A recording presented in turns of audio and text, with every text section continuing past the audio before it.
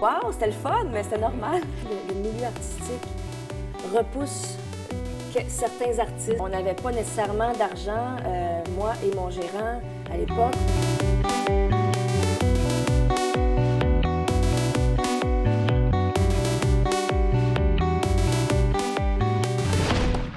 Moi, j'ai toujours aimé René Martel et une de mes chansons préférées d'elle, même si c'est dans son époque yéyé plutôt, c'est Liverpool.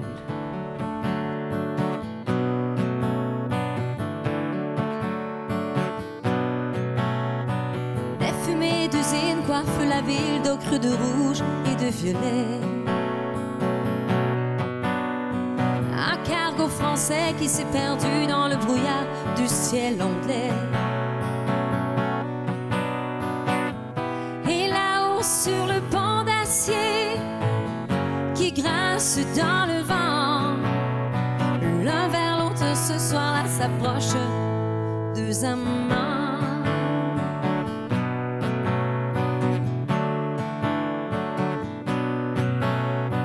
Une grue géante amène à quai le thé, la menthe et le coton.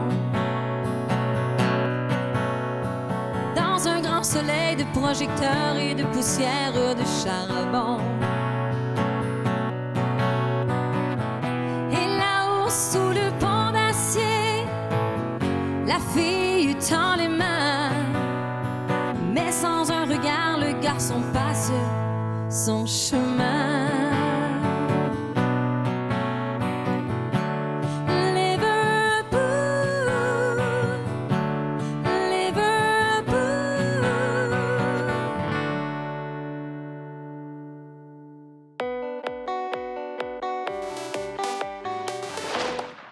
Bonjour tout le monde, bienvenue à Signer Guylaine Tanguay. Mon invitée aujourd'hui, Marie-Hélène Thibert. Salut. Salut. Merci d'être là. Ça fait plaisir. Tu avais choisi une chanson qu'on t'a fait au début d'émission, Liverpool. Il y a une histoire derrière ça? Bien, pas de cette chanson-là. Vraiment, c'est celle que j'écoute le plus de René Martel. Je sais que c'est plus dans son époque yéyé que country. Oui, mais ça reste country un peu au fond. Oui, c'est ça. Puis moi, j'ai pas grandi dans un environnement country. Donc, ça fait pas si longtemps que je m'imprègne de cette musique-là. Quelques années à peine. René, déjà, c'est country en soi. Oui, René Martel. Il y a quelques années, c'est ça, elle m'a invitée à chanter sur son album Hommage, à faire un de ses shows à Saint-Tite. On était ensemble d'ailleurs. Oui, on a chanté sur le même album, on a chanté sur les mêmes scènes. C'est quand même un petit peu country maintenant. On t'a ramené vers notre gang un peu, avec un immense plaisir. Écoute, pour toi, ça a commencé en 2003. C'est pas compliqué. Le Québec en entier est tombé en amour avec Marie-Hélène Thibert. Moi, je m'en souviens très, très bien. On avait devant nous autres à la télé une jeune fille un peu timide, très différente des autres qu'on voyait à Star Academy, bien sûr. Quand tu as commencé ça, pour une fille un peu gênée, un peu plus réservée, qu'est-ce qui t'a poussé à aller vers ça?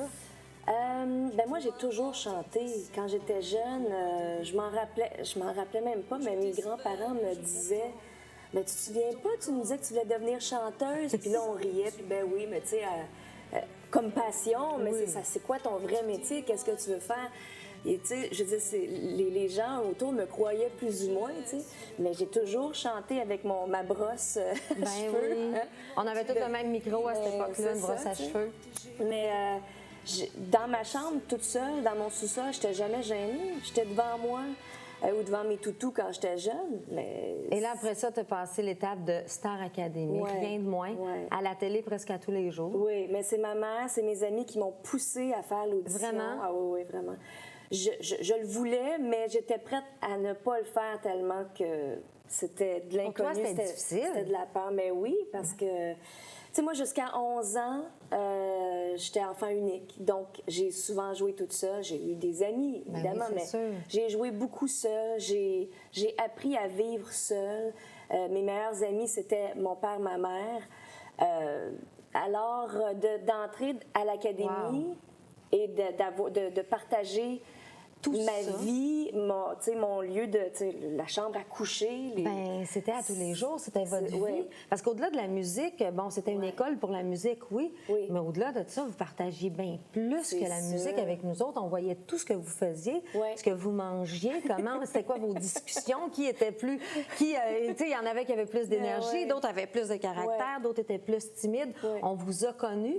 Mais moi, ce qui m'a impressionné de toi, c'est que même si tu étais peut-être la petite fille la plus timide, je dis la petite fille.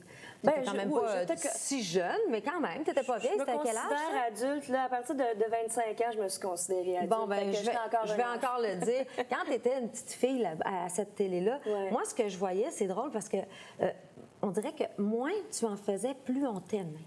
On voulait aller vers toi. Hein? On voulait comme aller te chercher dans ton salon quand tu étais toute seule pour t'aimer. Je me souviens, je me cachais à l'académie, mais j'essayais de me cacher parce que là, je voyais que l'angle de caméra et l'autre, si j'allais dans ce coin-là, je pouvais aller pleurer en paix. C'est incroyable. Ça a été très difficile pour moi, mais je le referais n'importe quand. Ah oui, tu le referais? Sachant ma carrière aujourd'hui, sachant... Qu'est-ce que ça a donné? C'est ça. Je le referais, c'est sûr. Puis, je veux dire, on était quand même bien entourés. On était des amis, des frères et sœurs. Puis, on avait une équipe incroyable, là, quand même. C'est une belle gang, cette époque-là. Oui, c'est ça. Je peux pas me plaindre. Tu sais, je vivais juste dans le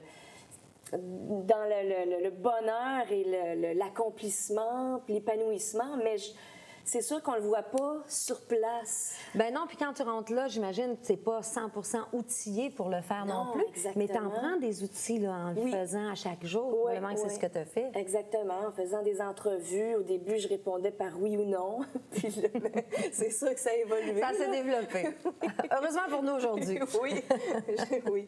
Et ensuite, est arrivé plein d'affaires. D'abord, tu as vendu combien de disques? Des centaines de milliers. La première fois, le premier album que tu as sorti. Le premier album, 350 000 environ. J'osais pas le dire, c'est ce que j'avais lu, mais je ne savais pas si j'avais les bonnes ouais. informations. 350 000, c'est quelque chose. On ne voit pas ça souvent, là. Non, non. On voit pas ça moi, souvent. dans ce temps-là, je ne savais pas trop qu'est-ce que ça voulait dire, ce chiffre-là, parce que, je sais pas, on me disait ça, puis on me disait que c'était extraordinaire. J'avais des disques double platine, triple... Tu sais, je veux dire, jamais vu. Je vivais dans ce rêve-là depuis le début. Donc, pour moi, c'était wow, c'était le fun, mais c'était normal.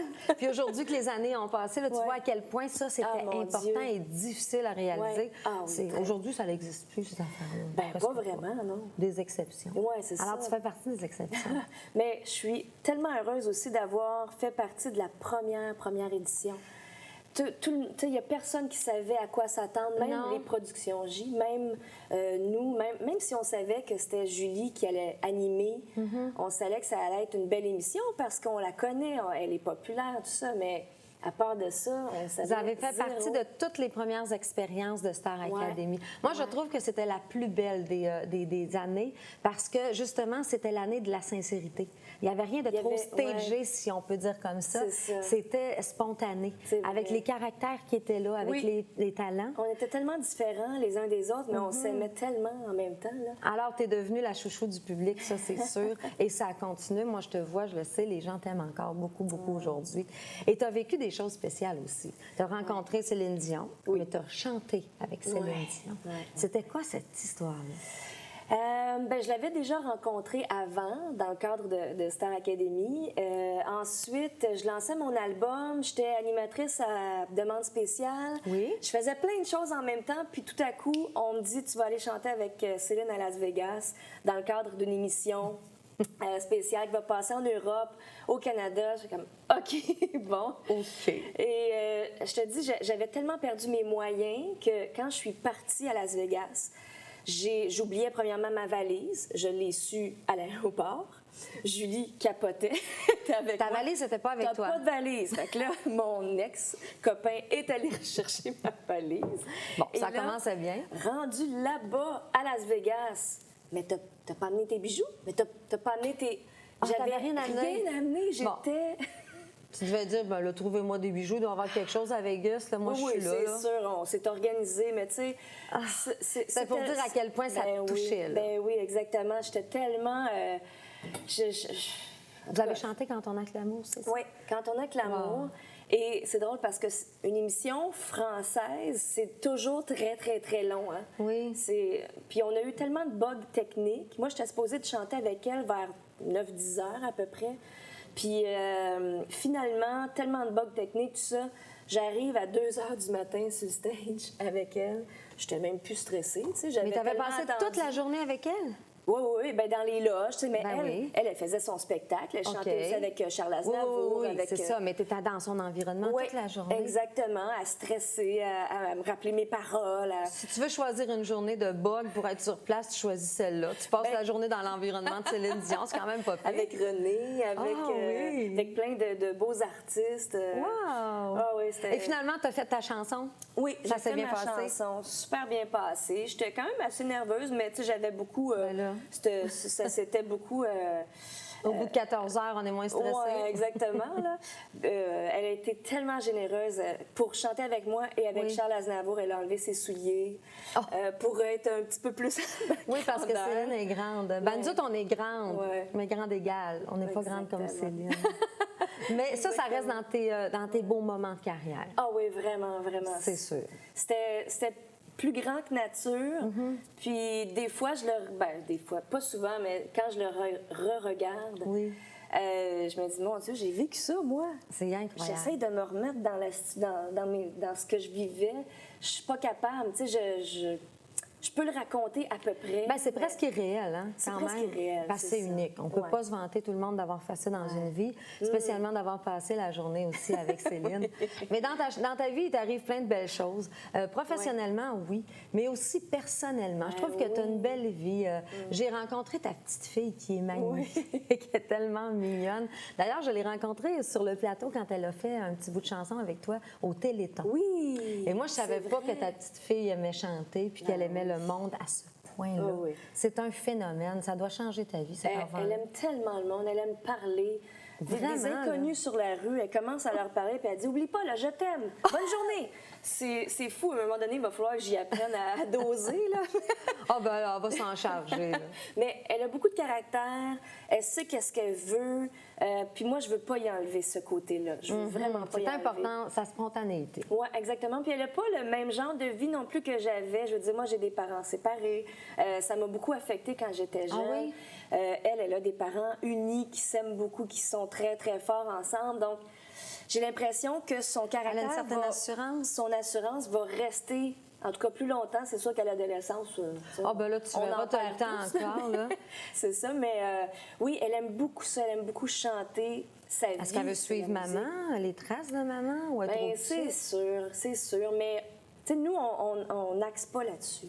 Je veux dire, il y a toujours de la musique. Si ça arrive. C'est ça, exactement. Puis, tu sais, je veux dire, elle veut quand même être médecin dans la vie. Elle veut accoucher des femmes. Alors, nous, c'est sûr que c'est de ça qu'on parle le plus. Ben, c'est un beau travail. Il y aura toujours des femmes enceintes, donc elle ne manquera jamais de travail. Exactement. À travers ça, elle pourra leur chanter une petite chanson pour atténuer les douleurs. Là. Exactement. Ça peut être une passion aussi. Mais pourquoi pas? Puis si elle fait ce métier-là, mais elle va pouvoir avoir l'argent peut-être pour financer ces choses. Oui, parce que quand on a l'expérience, nous autres, les mamans, maintenant, on pense à ça aussi. Oui, fais-toi un vrai travail, ça va financer ta musique. Voilà. Puis si la musique prend le dessus, ben on verra pas. Mais c'est beau, ça. Alors, de voyager un peu comme ça sur les spectacles avec ta fille, avec ton amoureux, ça, c'est le bonheur pur. Oui, bien, mon amoureux, il me suit pas souvent parce que lui est plus musicien à la télé. Oui, il y a ces choses à lui aussi. Oui, exactement. Puis ma fille, pas souvent. Je l'amène pas souvent parce que, justement, elle prend beaucoup de place. Puis c'est pas parce que je veux pas qu'elle prenne ma place. Ça a pas de bon... C'est juste parce que elle, si elle veut rentrer sur scène, elle va rentrer sur scène. Et avant le spectacle, moi, maman, j'ai besoin de répéter mes textes. Je sais que même s'il y a une gardienne avec elle ou la grand-mère, je vais quand même rester plus maman que chanteuse et j'ai besoin d'être concentrée. Donc, les événements où j'ai pas besoin trop de me concentrer, où je chante une ou deux chansons, là, je vais l'amener. Par plaisir. Par plaisir, c'est ça, pour qu'elle voit ce que maman fait aussi. Comme aujourd'hui, elle serait sur le plateau avec nous autres. Bien, j'aurais pu jaserait avec nous autres. J'aurais pu l'amener, oui. On l'aurait fait jaser un peu. ça. La prochaine fois, tu l'amèneras. Moi, j'aime beaucoup les enfants, tu le sais. En plus, elle est trop mignonne. Ça aurait été drôle. On va vous la présenter un jour, une fois. Pourquoi pas? Ben oui, c'est tellement drôle. Ben oui. Ben, moi, j'aime le monde. J'aime les choses différentes. Et dans cette émission-là, ben, je me fais plaisir parce que j'ai un chroniqueur. OK. Et lui, il s'en vient nous faire une petite chronique plus tard dans l'émission. Mais juste avant, lui aussi, il est curieux. Il a une question à te poser. Alors, on s'en va à la question de Sadrach Amos.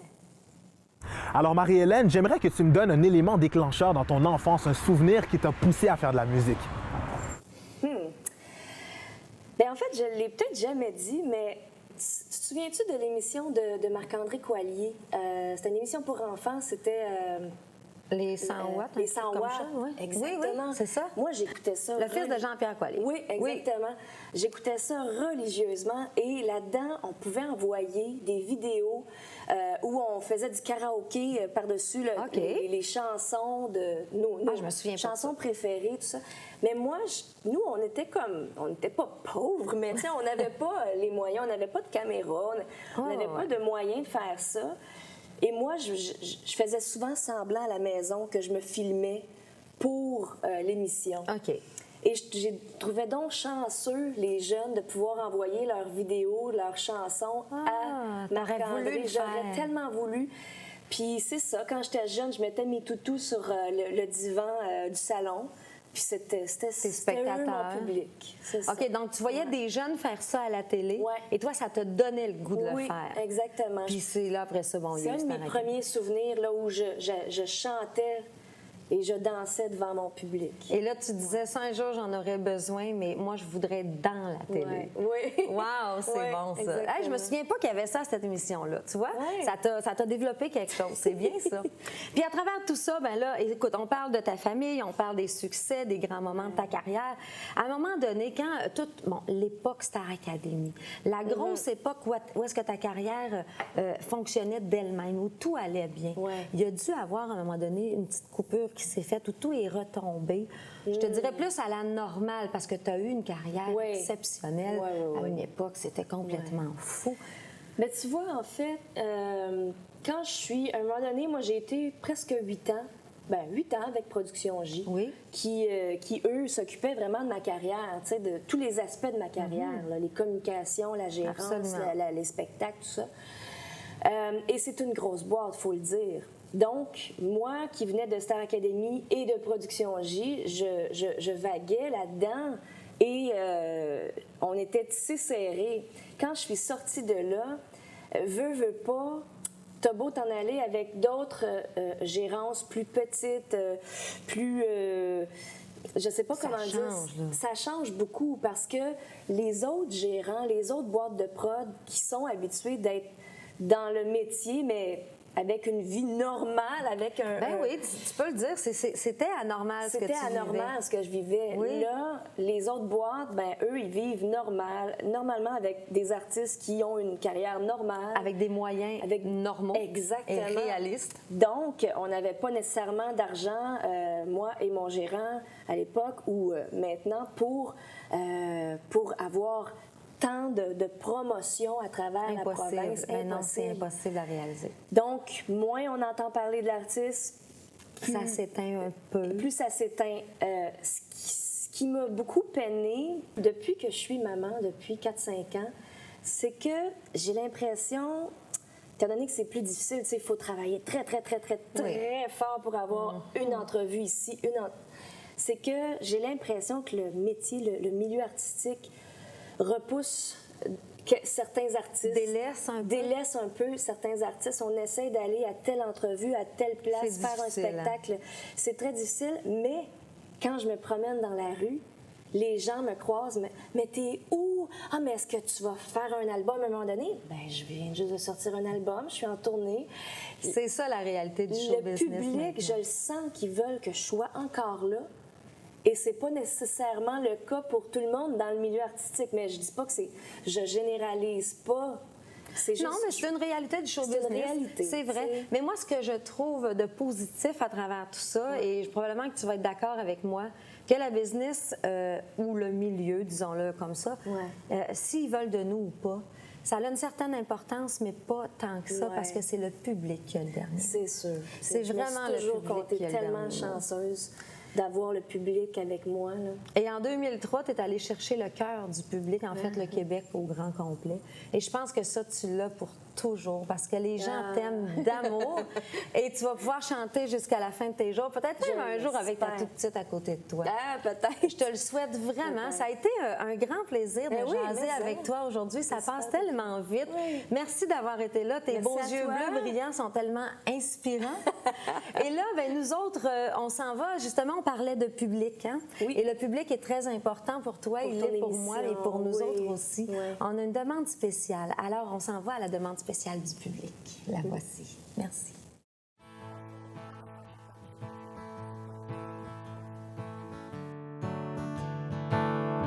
Quand le soleil dit bonjour aux montagnes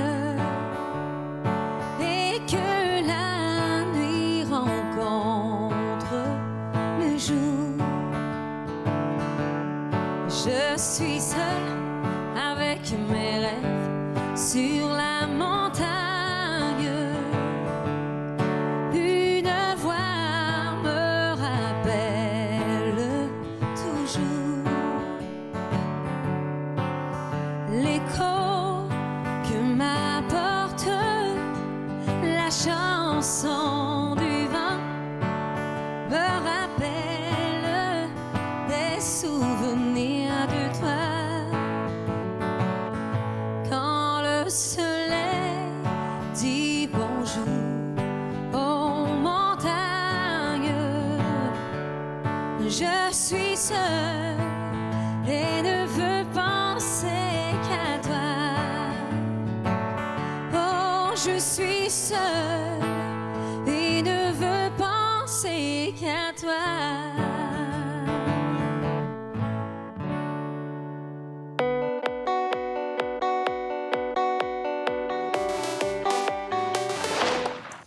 C'est maintenant le temps de rejoindre mon ami Sadrak Amos pour sa chronique. Et aujourd'hui, là, c'est un thème spécial musicothérapie. La musicothérapie. Ça sonne bien déjà. Déjà là, ça Ça sonne sonne bien. Guylaine, et je pense que tu es la personne la mieux placée pour en parler, le pouvoir de la musique. Ça peut tellement transformer des vies. Ça peut guérir. Ça guérit, ça peut transformer ton humeur, ça transforme même ta manière de réfléchir. Et ce que je veux parler de la musicothérapie, c'est de ses bienfaits. À la place de prendre des médicaments ou de suivre des traitements qui sont assez rigoureux, à travers les années, on a pu voir que la musicothérapie peut même aller à accélérer les processus de guérir des maladies. De guérison. Oui, je te donne un exemple. Des gens qui sont atteints de la maladie de l'Alzheimer. On les fait faire des tests, bon, ils suivent un traitement assez rigoureux, mais la musicothérapie peut aider ces gens-là à travailler leur capacité de mémoire. Je te donne un exemple. Dans une thérapie de musicothérapie, il va y avoir des patients et on va donner un exemple, une chanson de Guylaine Tanguay. Et là, on les fait écouter la chanson en question et ils doivent exercer de se mémorer des souvenirs.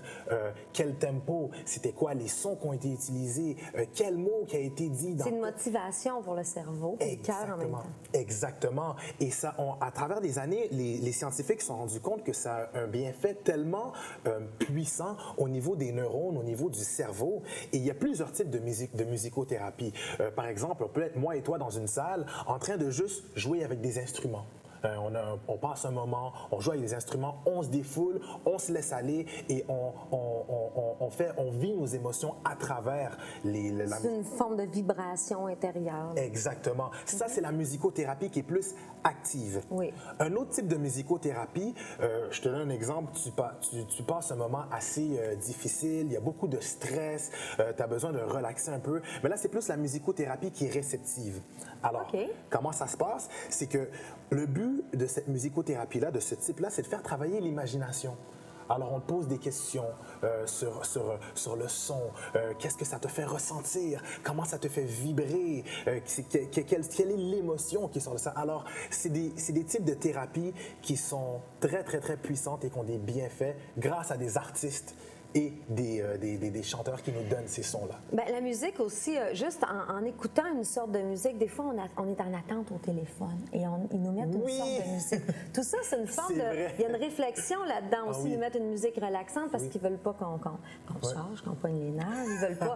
Dans un spa, c'est tout le temps de musique douce. Oui. Alors, la musique a une grande, grande importance dans notre humeur aussi. Oui. Si tu fais de la route et tu veux te relaxer, puis pour toi, une forme de relaxation, bien, c'est une musique plus douce. Ou si ça te prend une petite musique pour te réveiller. Oui. Alors, la musicothérapie doit jouer. Moi, je suis sûre que c'est très, très, très efficace dans certains cas. Qu'est-ce que tu écoutes, toi, pour te relaxer?